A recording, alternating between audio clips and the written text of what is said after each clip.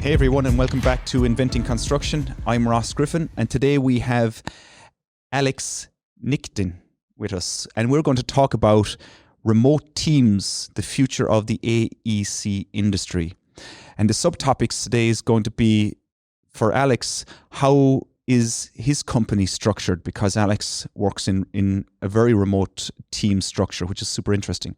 And what are the advantages and disadvantages working with remote teams and working within the construction industry? And how do we see that benefiting the industry in the future, growing the concept of remote teams? And what are the greatest challenges? And we're going to discuss these challenges and also what we believe the solution to these challenges are within the industry, the AEC industry and construction industry. But Alex, it's great to have you here.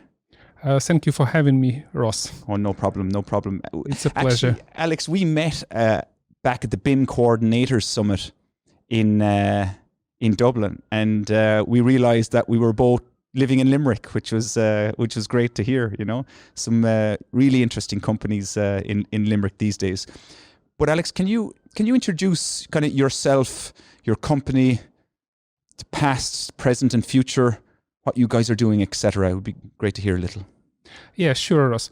We met on the BIM Coordination Summit, and I came to you with the question that our companies looks like the same. Yeah. And that was an interesting conversation. Coming back to myself and my background, I'm Alex. I'm founder and CEO of TEBIN. It's innovative engineering company specialized on multidisciplinary engineering, BIM and VDC driven services. Okay. We kind of innovators in the AEC industry. Yeah.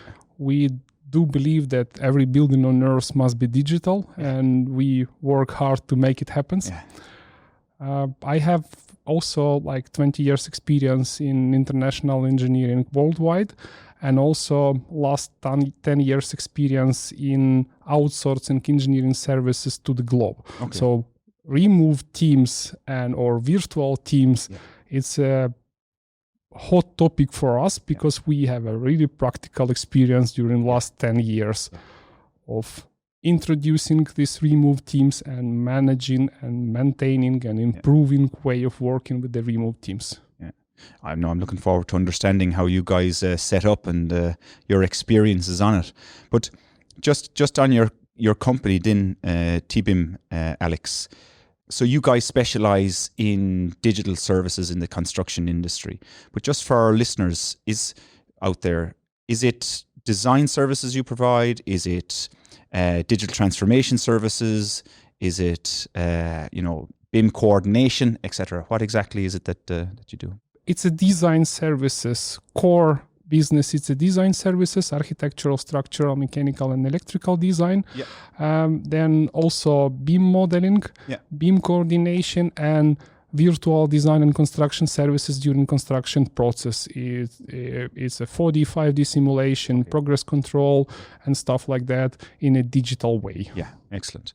And your main client based in, is that general contractors, specialist suppliers, subcontractors, or is it direct for investor, customer, client, or whatever you want to call them? Every year is different, but these days it's mainly tech companies. Okay.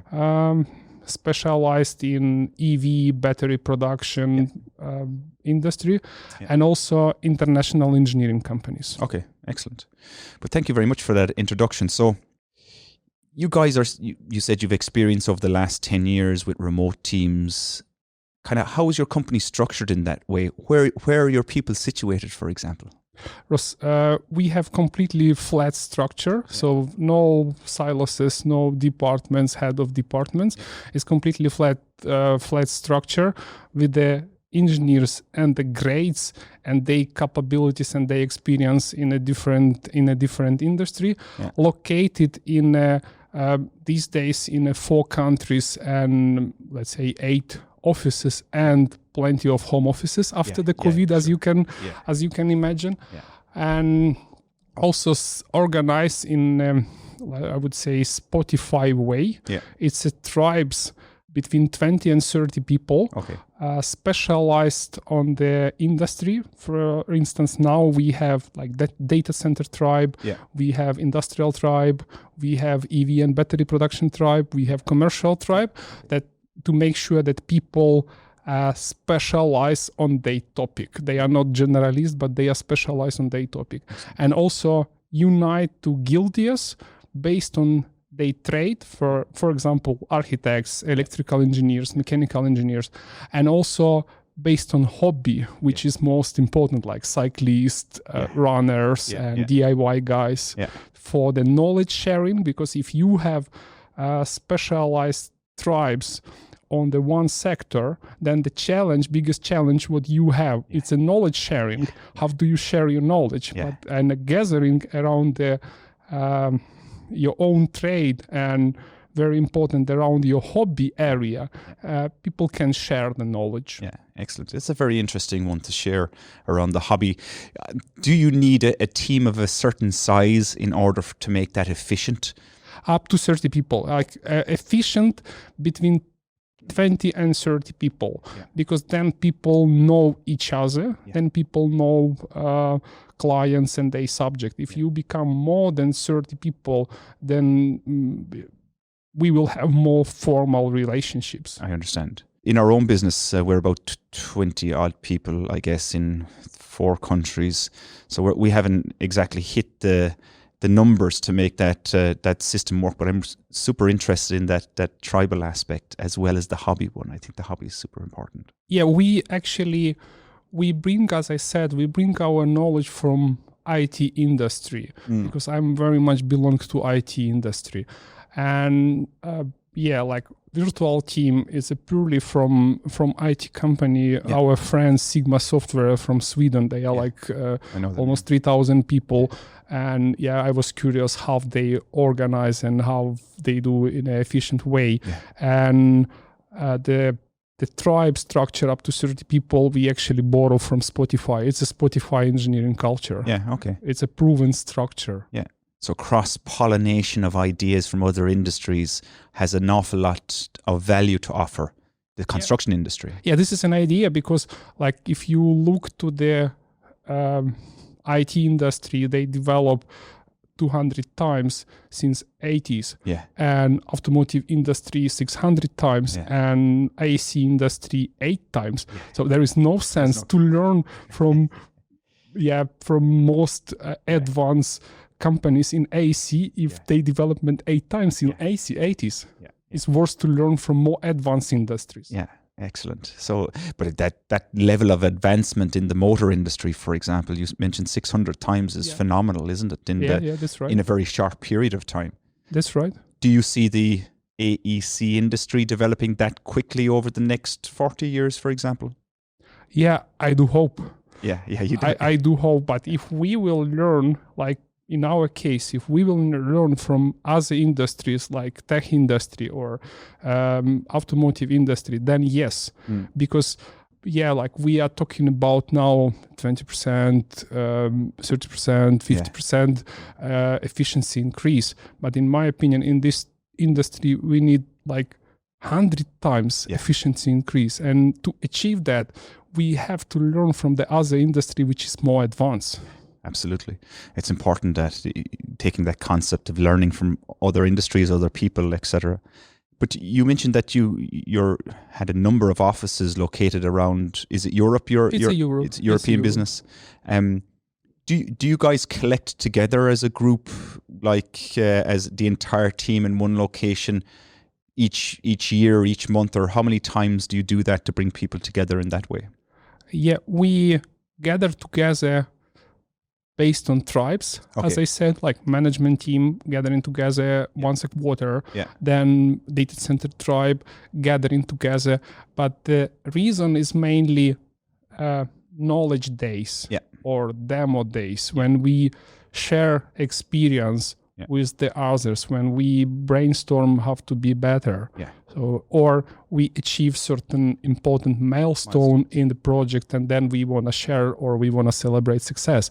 That's those reasons. Yeah, I guess the larger the team becomes, the more difficult it is to get everybody in the room. So creating those interest groups is a good way of. And and it does not make any sense, because when you gather 100 or 200 people, they are still communicating with their friends, with their tribes. So so what's the purpose of that then? And getting the entire team together in that way.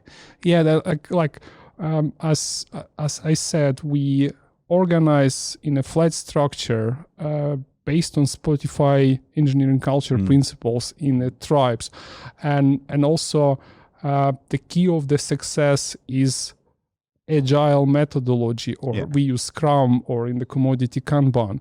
When you have your backlog, when you have your sprints, when you have your daily stand-ups, when you communicate, when you have your demo day, when you have your retrospective meetings to learn already and improve already in the next week, not in the next project. Yeah, absolutely.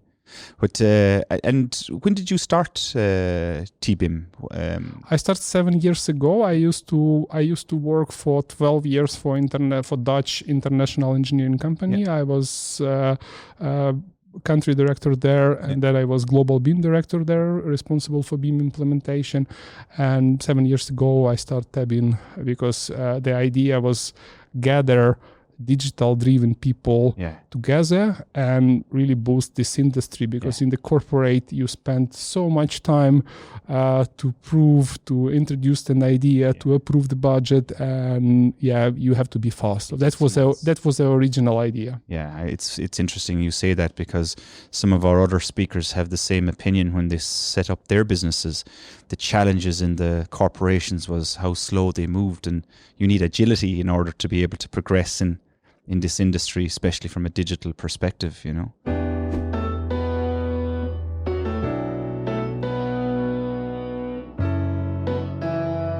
Some of the challenges we have with the remote working is being able to communicate with people every day. How do you communicate with your entire team then on a daily, weekly basis? As I said, we follow Scrum framework. We have a daily stand-up 15 minutes a day, 10-15 minutes a day, when we discuss 3 important topics: what was done yesterday, what will be done tomorrow, and what are the problems or challenges, but we do not solve the challenges during the meeting, because then you will end with an hours, and we want to have it really 15 minutes and just raise the question or a problem, and then guys will communicate afterwards and solve this problem. So this is an idea. And also we gather together for demo day, normally once per 2 weeks, when we introduce and also demonstrate the progress, and every people is presenting their progress, and we have a discussion, and we involve client, and we quite often involve third parties or our friends from the industry to share knowledge. So the demo day is not just about your own projects, but it's about outside external, as you say, suppliers or clients or acquaintances in the industry. In the project we have every second week in the project, and then based on milestones we want to have roughly once per 6 weeks external demo days for our other tribes. Then we can share experience from, for example, from data center business to the automotive business or to the commercial sector, and they can implement their processes and learn. This is the beauty actually of the virtual team or remote team, because in this way you can share every month or every 6 weeks, you have shared experience and implement in the other tribes. Because if you have a physical team here at the construction site or close to construction site, then you commit for 2 years and you cook in your own project. You do not have experience sharing. And in the virtual team or in the remote team, with the knowledge sharing scheme, you can learn actually every month and apply in your project. It's a new way of working and a mindset, I guess. But what are the advantages? We'll start with the advantages of the remote team and the way TEBIN are structured in your experience over the last 7 years. I would say, Ross, in my opinion, there is no other way in future or even now. You are not able to gather here in Limerick or here in Ireland or there in Copenhagen team to execute your project. Team based on capabilities you need in the project to solve certain challenges. So there's no such team or no such organization who has these resources, who has available resources, which is most important. Exactly. And the advantage when no matter where your project is located, you are able to gather the best team available now with the capabilities which you need to perform certain project, and you go. So this is the biggest advantage, because biggest delays in the project's mobilization, you don't have resources. No. So this is the biggest delay. And if we are talking about the digital world and BIM project or VDC projects, you need, in addition to engineering resources or construction resources or BIM resources, you need a digital driven team. Which is, and where are they available? You know, it's very difficult to collect such a team, for example, in, as you mentioned, Limerick or Ireland or whatever, Copenhagen. That's where the challenge is. So yeah, that's an interesting one. For the project, the advantage there, but there's also the advantage for the people, that they get to live where they want to live rather than having to travel for work opportunity. I would like to live in my own environmental, with my children, with my friends around. I don't want to stuck at the construction site for a couple of years and forget my family, forget my hobbies and stuff like that. So this is the big advantage for team also. Yeah, the second big advantage also, it's a cost, because if you relocate the people to the project site or to the company location, then you will have accommodation, then you will have DSA and all this kind of travel expenses, you name it. And all this kind of cost.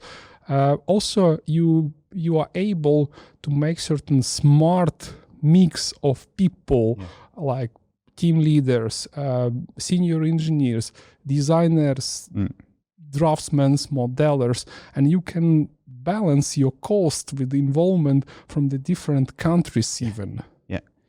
That's a big advantage, where you can balance the cost and maybe become more competitive depending on where your team is located versus where you're doing business. Certainly a big advantage. Absolutely. And it's like, to summarize it, you will have a best available resources, you will have a good cost, and you will have a knowledge from the other countries, from the other companies, from the other projects. So there seems to be a lot of advantages to remote teams and working this way. How come companies aren't doing it then? Why? What's the issue around the industry at the moment, that even when we speak to people, our clients, etc., about our team, the cost manager, commercial manager is based in Ireland, our cost X specialist is in Spain, you know, we have people, our MEP guys in the UK, etc., and they still struggle with the idea that the project is in Denmark and the entire team isn't. It's in my opinion, biggest challenge, it's a mindset. It's certain old school mindset when you need to have people around you close to your project, but it will never happen. And clients, I would say a short story. We learn from the IT sector that we don't want to spend our time with the red organization who has this old school mindset, who do not accept. That's why we mostly work with the tech industry, American companies. They accept this kind of scheme.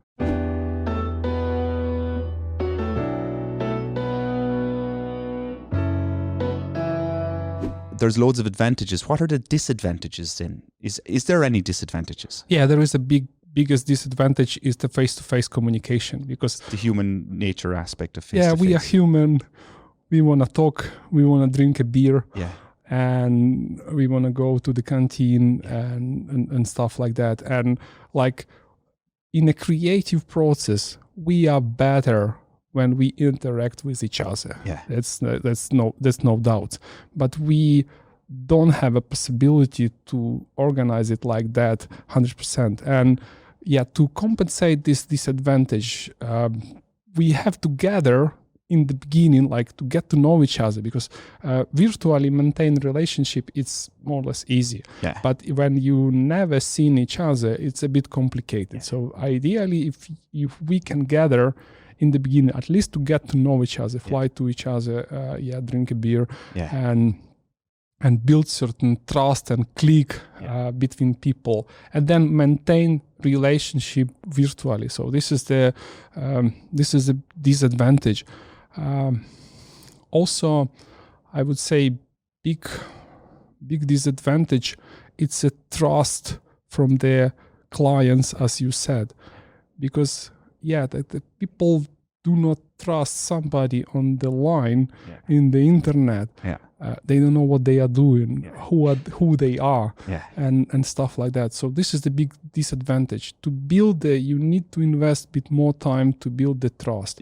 And also, if you gather virtual team or remote team, you have to treat this team like your extended department. You cannot treat it like a contractor and subcontractor, client and subcontractor. It's your virtually extended department, and you have to invest a bit more in the onboarding, in education, in development certain framework for collaboration and communication, and also be available in the beginning, maybe for the stupid questions, because the remote teams or virtual teams, they gather around the project or around the task, and they meet each other for the first time, and probably they will not work together after completion of this project. So it's a bit challenge for people also to invest the time in education, in onboarding, in knowledge sharing, and also the second subject is knowledge sharing. You have to share your knowledge. And probably these people will live with this knowledge. It's a disadvantage and also advantage, because it forces you to develop, because you come to the project or to the industry with a certain experience and certain knowledge. It's your know-how. And then you share with people. And then in 1 year, these people spread to the other organization or to the other project with this knowledge. And it's forced you to develop further, not stay on the same level. Absolutely. I think there's a couple of interesting points there in that disadvantage. The kickoff meeting at the beginning of a project sounds like it's a key moment, a key milestone in the project now, that you try to collect everybody in a room for a couple of days to get to know each other, some workshopping, as you mentioned, get some dinner, have a drink, get the soft part of the projects, just so you can build at least that human connection face to face. And from there, the need to be face to face reduces over time, because the trust is built between the person. And maybe you have another gathering in another few months, and that gathering period extends out through the project life cycle, because people build that trust. And I think that we haven't really come around to understanding the value in that yet, because of the traditional model of everybody's in the room anyway. Our kickoff meeting is a few hours only, as opposed to that effort of workshopping and getting to know people. Because it's a bit more than kickoff.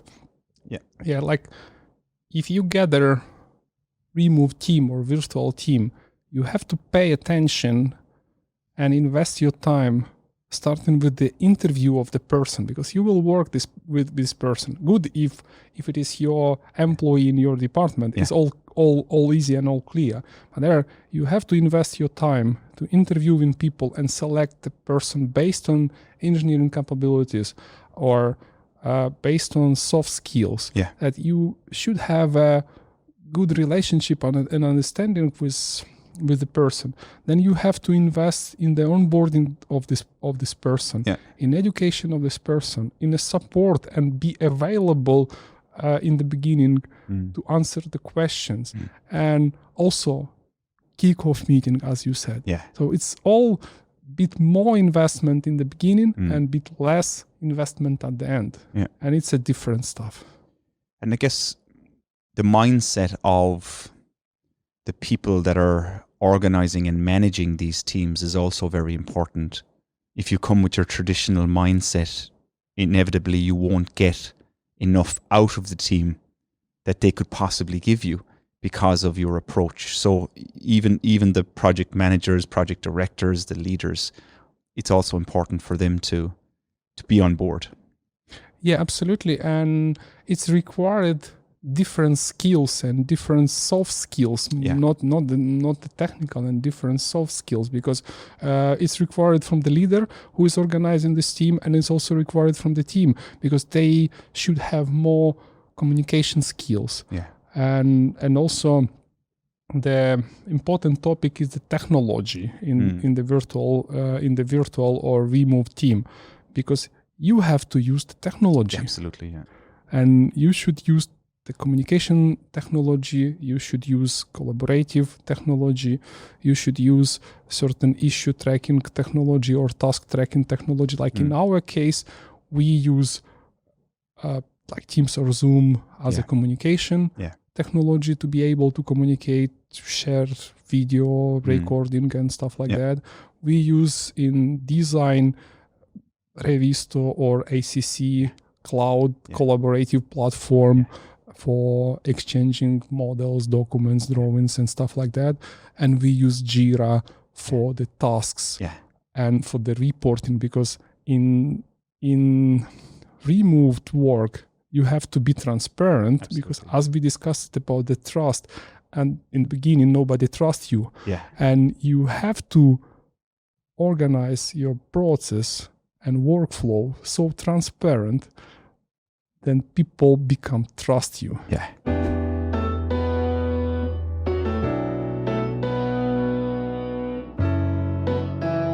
The benefits for the industry. How do you see this remote team benefiting the industry? You mentioned obviously accessibility to people and to the right skill sets, but is there other benefits to the industry perhaps that you have seen over the last 7 years, for example, or you can foresee coming in the future? Yeah, this kind of remote team force industry to be more digitalized. Because the remote team possible only in the digital workflow. If we have a paper drawings or paper documents, it does not work. You can't share it. So we should have in design and engineering world, we should have a model. We should have a cloud and collaborative platform.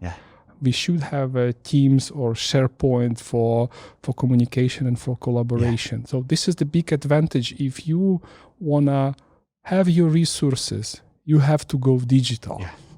And then you will be able to work around the one model with the hundreds of engineers. And if you go old school, no way. It doesn't work. So really what you're saying is you can't put 1 foot in, or you can't be 50% in remote team. You have to be either 100% or 0%, because 50% doesn't work. You can't be partially digital and partially analog paper-based, because how do you communicate the paper-based with your digital team? So you need to transition over in order to be remote teams. And this is, I think this is super important for new businesses, small businesses, if they are in their process of running their business, or they want to start up, think digitally, think cloud-based, think accessibility from anywhere for your information. If you're storing your information in a folder in your office on a shelf, you're going to have challenges in the future, I would say. And I think that's where the advantages definitely will become. Absolutely, Ross. And one more advantage I would like to add, it's ability to gather team with the smaller companies who is more agile Yeah. and more digital driven, because like mostly this industry dominated by large scale corporations, contractors, designers, construction companies, and there are a big gap. There is like early adopters and management vision, and there is even some individuals who support it, but there is a big gap between these individuals and vision. And with the virtual team, you can involve smaller companies, small and medium-sized companies, who is digital driven, who has fantastic resources, who will focus on your project, and who will bring a knowledge and inspire the others. So there's a big advantage to gather and involve small and medium companies. I think there's a hesitancy for clients to contract with smaller companies because of the number of contracts and relationships they look at. But if you change the mindset and consider that you're employing the people in these companies as part of your project team, it means that there's a greater value creation, as opposed to the one contract with the very large conglomerate. Perhaps it's you'll get a better product and service with the smaller entities. And it's a case of looking at how you procure those smaller entities to create that project team, and maybe changing some processes internally in your own organization to make that happen. Absolutely. And I see the trends in the tech companies, in the big tech companies, like they organize now around their own team leaders, experience in the production of electrical vehicles or batteries or data centers. It's just like 3-5 people. And then small and medium companies around them, and they don't care for which company you work. You are a single expert with the experience who can contribute, who will contribute to the project goal. This is this is completely different philosophy. You don't contract the company. No. You want to have people with the capabilities. You're procuring the specialization, not the company. Yes. And that's a mind shift completely. For example, if you look at pre-qualifications when public authority or even private sector, the pre-qualifications are always based around the company, what the company's experience has been, what the company's turnover is. Often you're not even required to submit your team's capability, just what the company and organization did.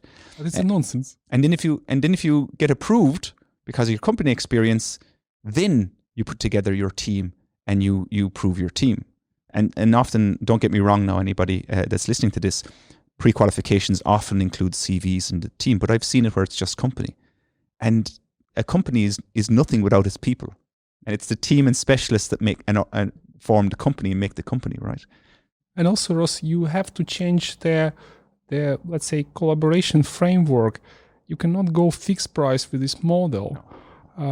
You agree certain rates, and you go time and material or dedicated team framework, and you will have, I would say, estimated budget cap based on duration of the project and based on experts involved. And that's all. Exactly. Yeah. And a lot of, again, clients we speak to, we always propose time and material with a target cost, and then earn value management every month, managing that hours spent versus your hours budgeted, costs to date versus your budget, etc. And there's control in that, but what the client is getting is that freedom of development with the project team. You're not restricting the project team looking at cost the whole time. You're allowing them to develop that product that you need as a client. And with this kind of cost management, what you just explained, you are able together with client to take a decision, to evaluate and take a decision. Either we are going within the budget, either we have to make less deliverables, either we have to increase the budget and claim this budget.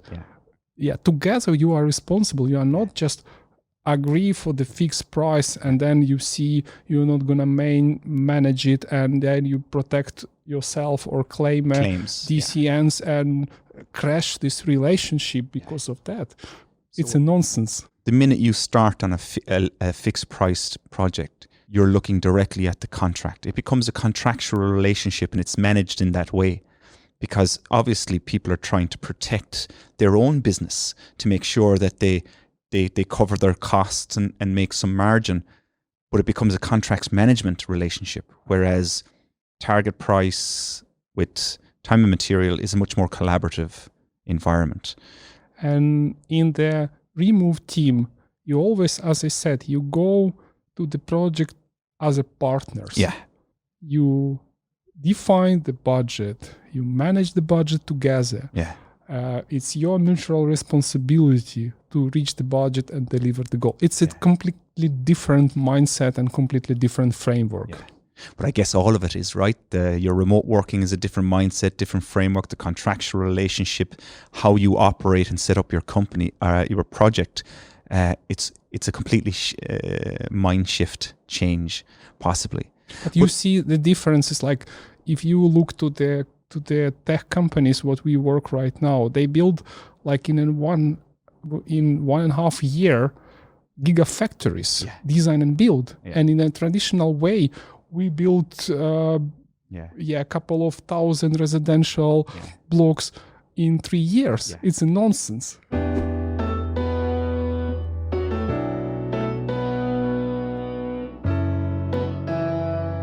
What are the greatest challenges then for the industries and remote teams within the industry, and how do we solve these challenges?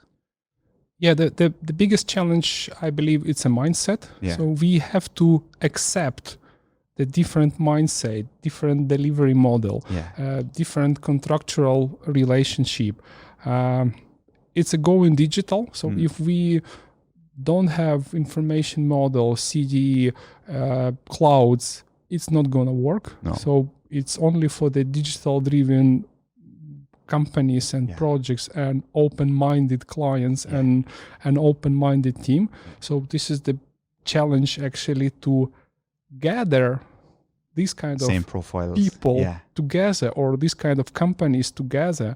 And it's a big blessing these days. You are from this industry. If you meet the digital-driven company and agile company, it's like you stick to this relationship. And if you are in a project, you pull them also to the project. 100%. So it's a biggest challenge is mindset, actually. I think mindset has been part of our discussions on this podcast for the last number of years. But I do think what you said at the beginning, there's an inevitability about what you're talking about. Remote teams, the digitization and the mindset. This is coming regardless. It's already here. It's not even coming. It's already here. You're already doing it. We're already doing it. Remote teams, remote working. It's not about having people at the construction site anymore. It's about how do we make the project more efficient with the best people. Not about can I make sure that my team are sitting around the table in front of me every day, and don't leave the table until I leave the table. That completely The job gone. needs to be done. Yeah. But Alex, thank you very much for your time. It's been an absolute pleasure speaking to you today. Thank you, Ross, for having me. It was a pleasure to speak with you, as always. Excellent. Thank you.